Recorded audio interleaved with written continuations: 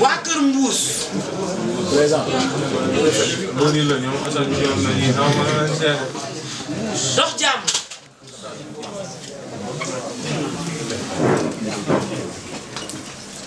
cité bi.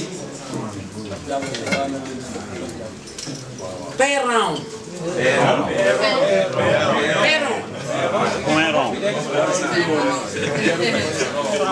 daara ji.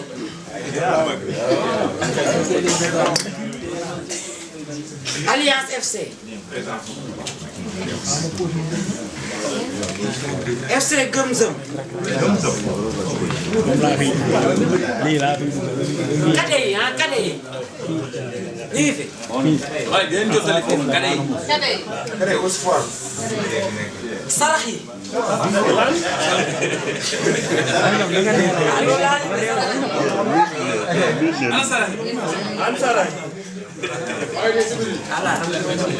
Campus référence. loolu mooy 16 première équipe bi ah.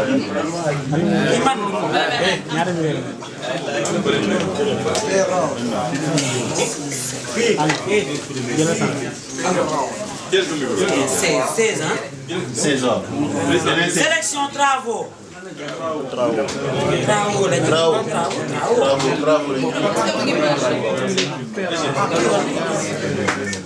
FC Talibi.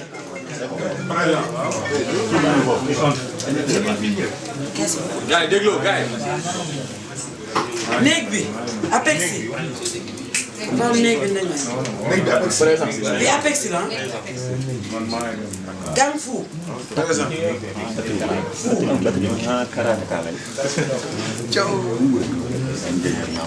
FC Kembagi.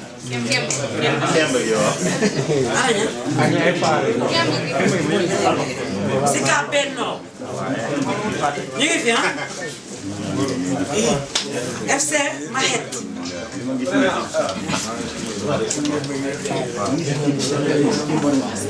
Aslayni. Jour RS. RS yoo. néeg bi. jour RS. Gaay déglu gaay. néeg bi. FC Kuddu gi. 30 secondes rek laa bëgg jël. tableau bi moo nekk nii donc équipe bu nekk am na numéro ñu classé que 1 2 3 4 fii 16 17 18 jusqu'à 32 n'est-ce pas léegi nag pour mu bañ a nekk tirage dirigé dañu bëgg suñu génnee par exemple fii numéro bi ñu génne ñu ne numéro 7 équipe bi ñu génne mooy numéro 7 ñu placé ko vous avez compris donc bu ñu génnee numéro 12 équipe bi ñu génne mooy numéro 12 ñu placé ko suñu paree nag ba remplir case yëpp nag numéro 1 ak 2 ñooy daje 2 daje 3 3 daje 4 laa bëgg a wax 5 daje ak 6 7 daje ak 8 n'est-ce pas donc noonu lañ koy prolonger gis ngeen ni lañ noonu lay demee ku nekk ak ngay dajal ba final donc du coup suñ ko tiré ba remplir ko ba pare suñ leen ko joxee rek da nga xam ne yow soo gañee sa match kii gañe match ba la yaay dajal su ma demee quart de finale kii gañe fay laay dajal pour bu ngeen mën leen xoo wax yooyu ah leer na benn match la éliminatoire direct lañ ko bëgg a def parce que xam nga rek xam naa après ministre dina ñëw si trophée yi ku gagné lan ngay am deuxième bi lan lay am troisième bi lan lay am quatrième bi lan lay am n'est-ce pas donc loolu moom après incha allah ministre dina si ñëw parce que moom moo initié tournoi bi. table bi leer na wala gis nga 1 2 seen match ku gagné yow la ñuy bind fii 3 4 ku gagné yow la ñuy bind fii ngeen dajee seen kii wa ngi nii du noonu donc directement incha allah suñ ko su amul question boobu important match yi ñu ngi koy joué fële si école CFTA léegi nag dañuy am matin soir loolu tirage lañu ku ñu convoqué matin sa chance la ku ñu convoqué le soir sa chance la ku ñëwul ñu forfait c'est bon ah ok. mais dañ ne woon ñi njëkk oote rek ñooñu la ñuy jël parce que boobu xamuñu carrément ñaata équipe lañ soxla amoon nañ ba ay plus de 47 ñu jël 32 yi njëkk a oote si tànnuñu kenn ñun relation ay numéro ñii di woote ñoonu la ñuy jël donc 32 yooyu mooy 32 yi fi nekk tey mais fair play la ñu bëgg fi ñu joué terrain jàmbur la le ministre moo waxtaan ak ñoom seex nag ñoom loolu bañ am ko moom moo xam ne muy defar ñoom ñu dem di jouer mais bëgguñu fa xeex bëgguñu fa xuloo équipe bu xeex dañ lay disqualifier c'est-à-dire bu ñu toogee ñun ay gor lañ dañuy toog wax léegi mu leer équipe bu xeex dañ lay disqualifier dañuy wooy ay arbitre di leen fay joueur bu saaga arbitre baa nga def arbitre loo ko warul def dootoo jouer il faut que ça soit clair léegi ñëpp xam ko su ko defee kuy dem yóbbaale ko sa équipe voilà tournoi bi nag comme ni ñu ko waxee incha allah le ministre bëgg na récompenser ñaari finalistes yi ak ki jël 3e place ñaari finalistes yi ak ki jël 3e place li ñu ma wax laa mën a wax wala du dëgg voilà ay nawle la ñun ñëpp ñoo far on est ensemble da ngay wax lu leer ñaari finalistes yi ak ki jël 3e place le ministre dina leen récompenser léegi am na coupe bu mag bu muy teg mais tournoi bi li mooy première édition incha allah dafa bëgg muy am chaque année muy am du ne nag chaque année même équipe bi ñooy bokk déedéet dañuy lancer waat rek ñiy inscrire tamit lay ñooñu la ñuy jël léegi coupe bi pour cette année ki ko jël daf koy téye 3 mois andiwaat ko bu ko andiwaatee day am 1 million. voilà non attends c'est-à-dire non gars yi ma jarul kontaan ba kii ne di kii voilà non attends dañuy waxtaan oh ñu dégloo gars yi oh waaw non nañ déglu nañ déglu ba ma pare rek non attends le ministre moom moo am yéeneem man defuma teguma jënduma trophée joxewuma xaalis le ministre moom moo am yéeneem di def ne ma DJ ku jël coupe bi parce que coupe bi ñuy teg ren moom la ñuy tegaat déwén léegi coupe bi pour nga moom ko da nga koy jël 2 fois de suite pour nga moom ko c'est-à-dire boo jëlee cette année nga jël coupe bi da nga koy indiwaat ñu jox la sa xaalis mais déwén boo jëlee coupe bi yaa ko moom est-ce que comprendre li may wax déwén bu keneen jëlee coupe bi coupe boobu la ñuy tegaat maanaam pour équipe bi moom coupe bi il faut mu jël coupe bi 2 fois de suite mais boo ko jëlee ren téye ko 3 mois am ki ko jël day am enveloppe 1 million loolu mooy li nga xamante ne ki jël coupe bi loolu la moom ki jël 2e bi ak 3e moom le ministre moo xam lu mu leen yéene ma xaw ma ko incha allah dina leen ko jox mais en tout cas ki jël coupe bi bu jëlee coupe bi ba def ci li mu siy def moo xam day dem def feetu et tout ça après incha allah 3 mois day ñëw ñu jox xaalisam 1 million bu soobee yàlla mu yàlla suñu ko encore une fois fair play ñun ñëpp Yoff lañ dëkk on est ensemble ñoo far ñoom suñu leader mu yéene ñu daaw dañ def tournoi basket mu neex lool ren ñu ngi koy defaat ni actuellement ñu ngi demi-finale mais moom moo ne DJ pourquoi ak Copa pourquoi ngi doo leen def football parce que daaw doo leen def football mais beach soccer la woon mu ne non man dama bëgg ngeen def football intercampus ngeen jël ci campus yi jël ñaari numéro lancé ko ñoom ñuy woote ñoom ñooy woote amul ku ñuy tànn ku woote ngeen jël ko moom mooy def initiative boobu ne dafa bëgg football ñu ne ok d'accord un problème kon dinañ ko lancé ñu def ko mooy lii nii donc encore une fois ñu xam ne moom moo ñu yéene moom moo leen yéene xam ne sport ngeen bëgg ay jeunes ngeen dëkk ci dëkk bi mu ne def ko initier chaque année mu def ko voilà loolu laa amul lu ma ciy wax léegi maintenant le ministre la ñuy bàyyi ñu jublu ci li nga xamante ne nii mooy tirage bi moom mu lancé ko officiellement ñu soog a continuer.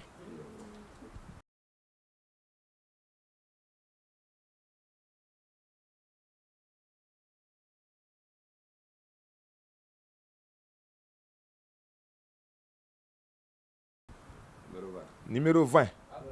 jël benn équipe waaw gars yi yéen tamit da leen bind équipe bi Sicap Benno yéenay numéro 20 Sicap Benno ana waa Sicap Benno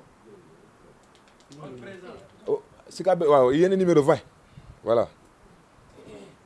Ablaye teel lii da nga koy boole ñoom ñaar numéro bi ak kii bi waaw da jël jël fii voilà 23.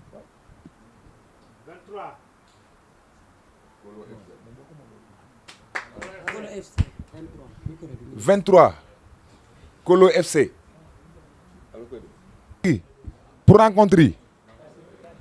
Gang Fu au calme ñooy tase bu leen nga mënee bind équipe bi Gang Fu au calme cité bi Cambis Dego cité bi Cambis Dego waa Kër Mbuus Jàmmalay FC néeg bi Alliance FC Rak Pro Ramdan Gëm-Zëm kade yi am nañ benn groupe WhatsApp yaakaar naa gars yëpp a ngi si voilà après nañ ko si dugal aussi daara ji sarax yi bul xaddi kemba gi Samson Foot dox jàmm Free Life Sicap Benno FC Maxet FC Talibi Kolo FC Cukki Pro néeg bi Apexi Bañlal sélection travaux Chabis bi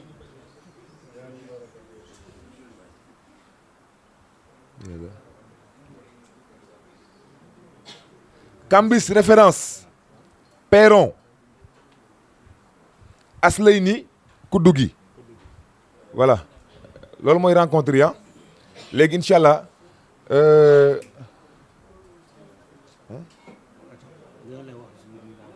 voilà léegi incha allah bëgg nañ démarrer lundi bu soobee yàlla CFPT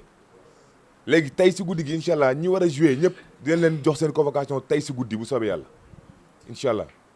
su ko defee ñu xam ñan ñooy jouer lundi match yi nag matin soir la équipe bu ñu convoqué on a amuñu ku ñu choisir ku ñu convoqué matin nga ñëw jouer ku ñu convoqué soir nga ñëw jouer ñu fàttali élimination directe la 16e de finale 8e de finale quart de finale demi-finale finale ñu fàttali ki jël coupe bi da nga koy téye 3 mois mis jox la enveloppe 1 million nga indi trophée bi ku ko jël ñaari yoon yaa ko moom voilà mais je pense que mis am na peut-être message bu mu si bëgg a jàllale aussi voilà balaa ñu leen libéré ñu bàyyi ko aussi moom mu wax ak yéen ñu soog leen libéré. waaw li may wax moom du gudd dama leen di remercier déjà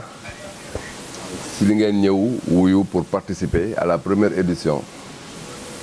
d'un tournoi boo xamante ne tournoi wu Cambus Yoff la c'est une façon d'animer basket lañ doon def daaw cette année ma wax leen ñu dolli si de football mënuñ def football au niveau de quartier parce que diñu rogee nawetaan trop on s'est dit nañu def Cambus yi lancé nañ ko au niveau donc du net ñu bëgg a participer yëpp ñoom ñoo wowal seen bopp pour participer donc amul benn dara loo xam ne dañ ko ciblé de manière particulière képp bëgg a participer rek wax nga ne da nga bëgg a participer ñu noté la li ma leen demande rek vraiment jouer dans le fair play parce que boo teg benn mbir bëgg mu jëm kanam chaque année ñu def ko dans l'esprit de fraternité li ma leen demandé moom vraiment jouer leen dans le fair play total quoi vraiment loolu moom dama leen ko ñaan il est important ngeen xam ne bu ñu leen déggee ci violence autre chose rek dana ñaaw quoi te du doon suñu honneur à partir de ce moment dès l'année prochaine on n'aura pas le courage d'y aller alors que ñun lu ñu intéressé rek quoi qu'il en soit Yoff lañu dëkk comme yéen on veut créer des occasions yoo xamante ne da ngeen di daje entre vous donc li ma leen di demander surtout dama ci insister waat il faut vraiment am benn fair play d'ailleurs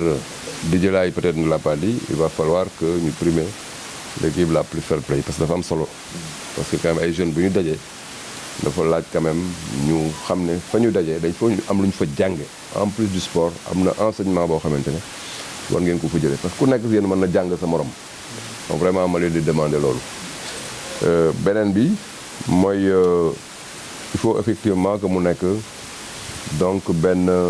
kii boo xamante ne chaque année pendant les vacances ñu def ko bu bañ a durer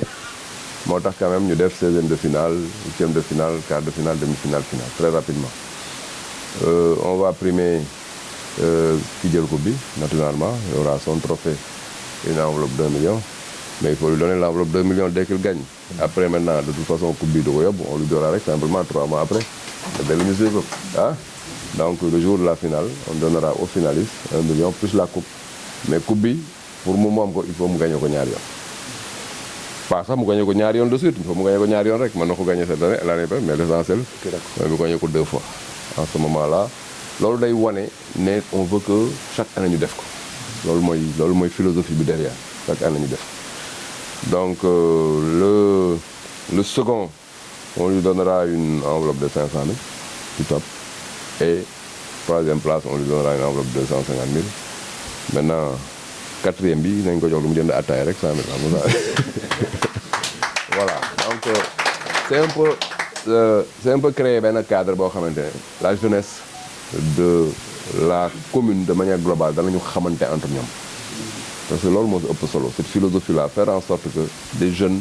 de Terme Nord jusqu'à Diamalaye, tout le monde se retrouve, effectivement, le périmètre communal, ben là, quoi. Donc vraiment, de manière vraiment très ferme, et j'insiste là-dessus, insister encore sur fair play. C'est important. Donc, final, bon, évidemment, on donnera des jeux de maillot aux 4 équipes finalistes. Donc, les 4 équipes finalistes, on leur donnera des jeux de maillot. Ça veut dire que la demi-finale, avec 3e place, ça va se jouer avec des maillots donnés par un sponsor. Donc, il va nous donner les maillots, les survêtements et les loisirs. Ça permet effectivement aux 4 équipes-là d'être quand même dans des conditions professionnelles de jouer des matchs. Donc, l'autre aussi. Donc, là, je vous remercie encore une fois. Donc, vous ne me verrez pas là-bas parce que je vais le premier match, peut-être final, hein? Final, ça va se passer après les élections, mais moi, je serai là avec vous. Donc, je vous remercie. Voilà, gars. C'est important deux personnes intervenir. Voilà. dañu bëggoon rek si yéen ñëpp ñaari nit rek wax sànni si wax seen xalaat idée bi et tout ça donc ci am xalaat rek ñaari nit rek.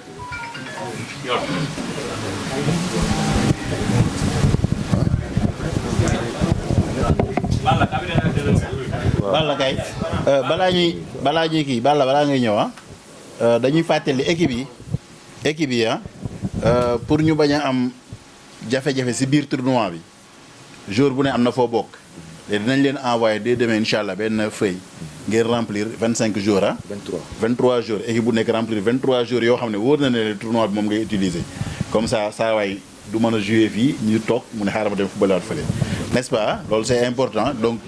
équipe bu nekk rek bu ñuy démarrer dinañ ko jël photo incha allah def ko photo de famille boo xamante ne dinañ mën a xam jour bu ne équipe bi nga bokk donc papier yooyu bu soobee yàlla suba dañu leen ko yónnee ngeen remplir seen 23 jours. voilà dafa am aspect bu am solo aussi gars yi ñun ñëpp Yoff la léegi xamante nañ dañuy dem si tournoi yi Yoff gis ni muy demee CFPT la ñuy joué nañu nekk ay mag nga affaire de xon moo yàq tournoi yi am Yoff yëpp da nga ñëw def lii si camp wu jàmbur déglu rek ki dem si camp wu jàmbur def lii ki def lii indi ay coow yooyu ku fi def loo xamante ne da indi coow man moom je parle ñun ñoo organisé ku def loo xamante ne méngawul ak li ñu bëgg dafa indi coow dañ lay disqualifié da nga ñëw pour football gérer sa équipe saa yi li ngay gérer bàyyi camp wu jàmbur ak ay yëfu jàmbur loolu il faut que ça soit clair voilà léegi ku am s'il vous plaît bu amee ñaar ñu mën a wax rek sànni si ñaari mots aca Moussa vas-y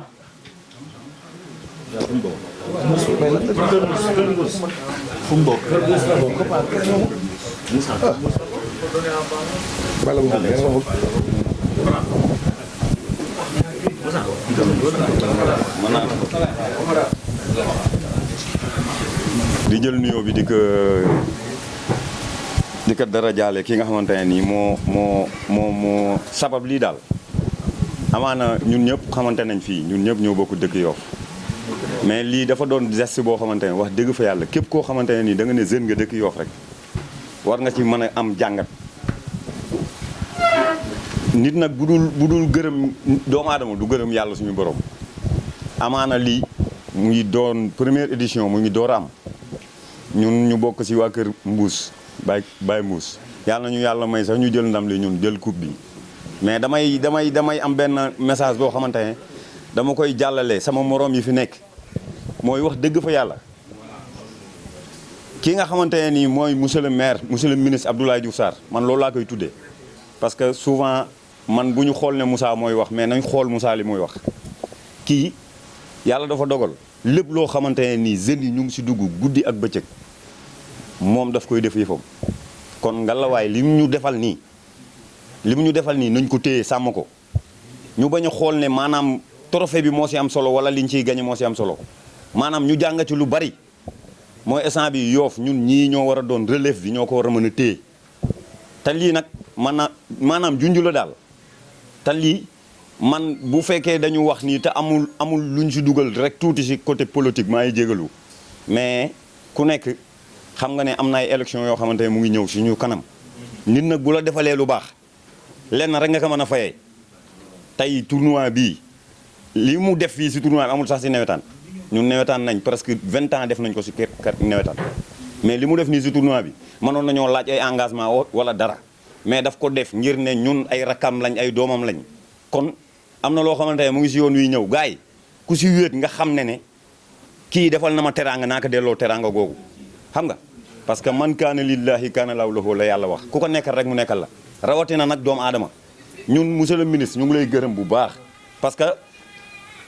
seede yàlla comme lii bi amoon na fi daaw tournoi bi amoon na fi daaw ñun ñoo jëkk a toog bit sa kër ñoo jëkk a toog mais am na loo xamante ne ñun dañ ko si jàng dañ toog sax mais dañ doon dem di fekke ji affaire yi parce que dem na ba doon suudee famille am ci mais maa ngi remercier bu baax ñi nga xamante ne ñoo ko initié ñoo ko géré mooy ay DJ Laay Kopa ñoom boobu ba léegi si développement Yoff la ñuy dox rawatina kii nga xamante ne nag mooy suñu leader di monsieur Abdoulaye Diouf Sarr li nga xamante ne nii moom nga bëgg si Yoff yàlla na la ko yàlla defal li nga bëgg si Yoff yàlla na la ko yàlla defal parce que tey demoo fàtte jeunes yi waaw man nag loolu rek laa amoon ci li may wax gars yi di jégalu quoi. voilà gars yi bu ñu dem ñu taxaw gars yi intervenir c'est important. salaamaaleykum gars yi siyaar na leen nuyu na leen di leen nuyu yéen ñëpp di leen ziare ah di bëggee ñu fi nekk ñëpp waaw di affaire bi moom li ñu siy wax lu ndaw lay doon lu gàtt jarul sax muy bari quoi parce que kii bu ñu dajalee fii nii si jàmm ak salaam si li mu ñu woo nañ ko wuy si loolu quoi mooy que ñun fi ñuy dem nañ xam ne am na loo xam ne ni bëggu ko fa te bu fa amee dina ñaaw trop te parce que lu muy soog a door la quoi te luy soog a door moom dañ ko war a téye bu baax ñu xam niñ koy defee xam niñ koy gérer kenn koo fubalal ba mu jeex buñ la gañee nga xam ne daal la gañee boo gañee nga xam ne yaa gañee te affaire yi nag moom xam naa ne du yomb quoi waaw mooy loolu du yomb moom noonu la fa demee waaw loolu lañ si doon wax jéem. macha allah.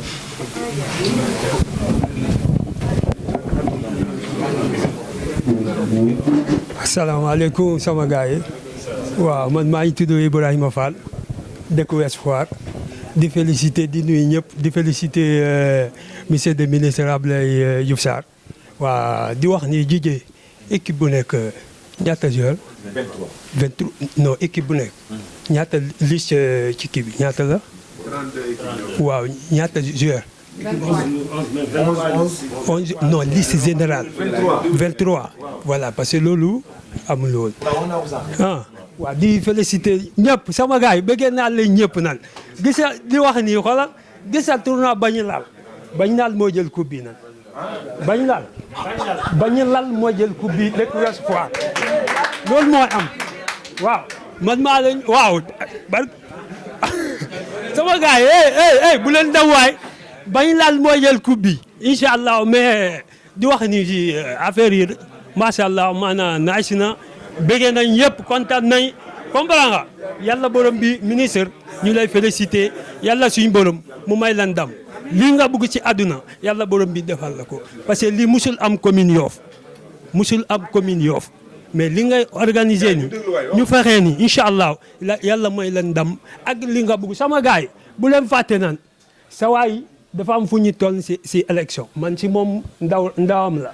si moom laa bokk ak Baytil Samba dëkk Ouest Foire ak Adama Gaye moom tamit mu ñu Ouest Foire wax dëgg yàlla ministre bi gars yi fi nekk yëpp di ko topp yàlla xam nañ ñu bari am nañ emploi si Abdoulaye Diouf Sarr moo ko joxe si commune yu Ouest Foire bilaay wallaay di leen wax ni dañ ko topp di ko dimbalee lu mu bëgg ñu dimbalee ko incha allah wasalaam maa ngi bëgg ñëpp jaajëf sama gars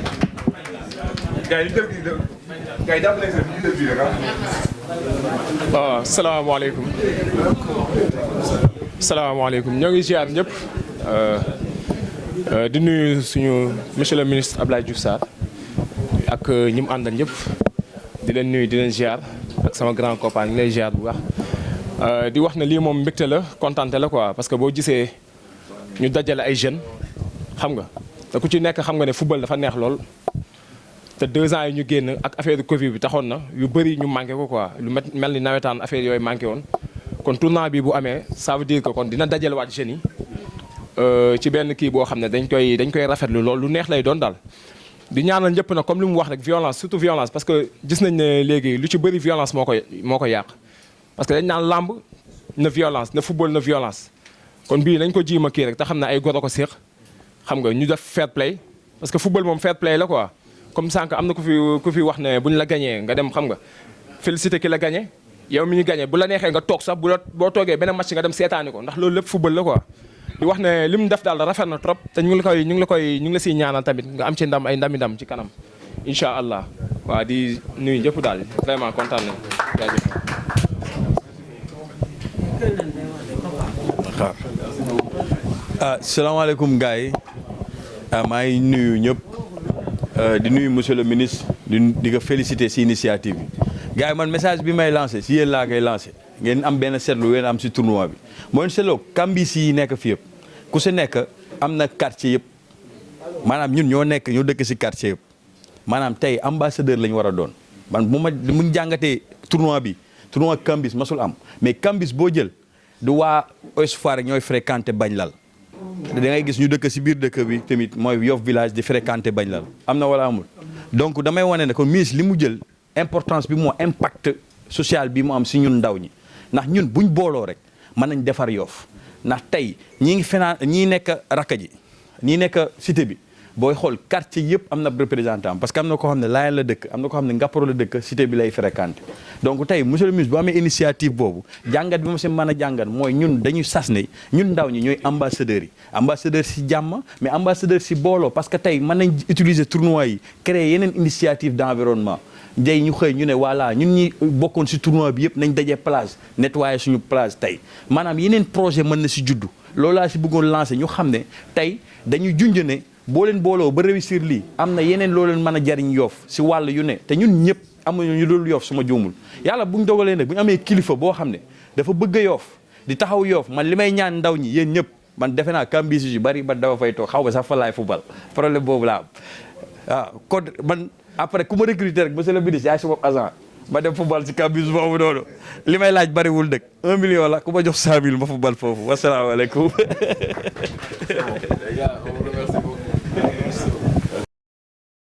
donc merci beaucoup li ñu doon lancé léegi moo nekkoon tirage tournoi bi nga xamante ne mooy tournoi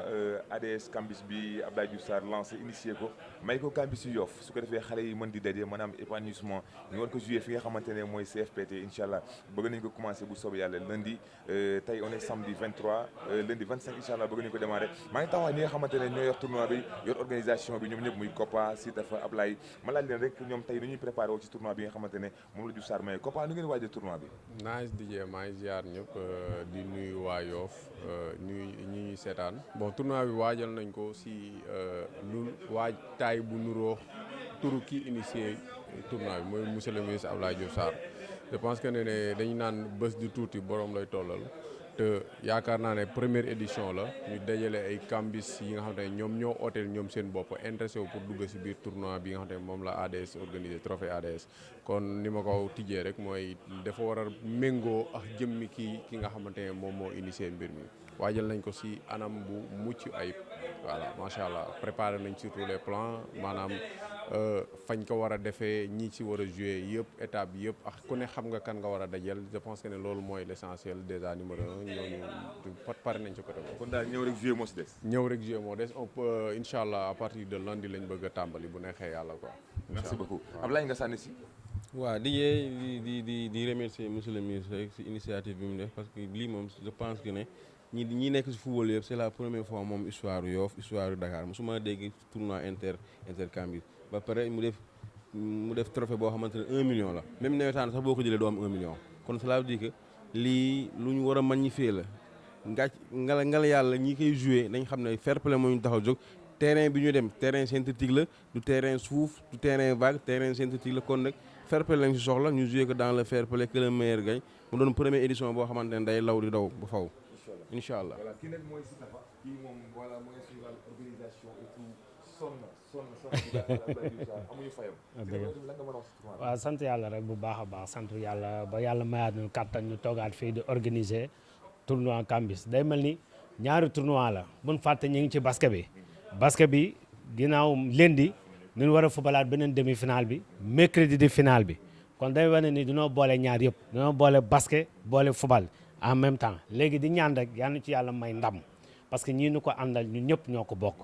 Kambis bi nag li ñu leen sant ci Kambis mooy ñëw fubal ay ndox ak ay yëpp dinañ ko indi ñoom daal nan sol seen daal ak seen kii fubal nañ yaru parce que sinon am na tamit service d'ordre dina am parce que wetu gendarme bi dina wut ay gendarme yu ñëw sécuriser affaire bi parce que du lu ndaw ñun ñëpp ñu jàpp ci def ci yooyu te leen woo nag ci final basket bi ginnaaw suba mercredi la demi-finale bi lundi la mercredi la finale bi yaa ngi ci yàlla yóbbu ak jàmm jaa ngeen jëf gars yi bëgg naa ci. donc tey bu ñu ñëwee fii lancé tournoi bi di ADS Cambis édition bi nga xam te ne moo jiitu ñoom ñu ñëw couvrir ko encore une fois amuñu lu dul di leen remercier bu baax a baax di kontaan ci ñoom bu baax a baax merci beaucoup on vous donne rendez-vous incha allah lundi matin CFPT pour mën a démarrer tournoi bi merci beaucoup à vous tous jaa ngeen jëf.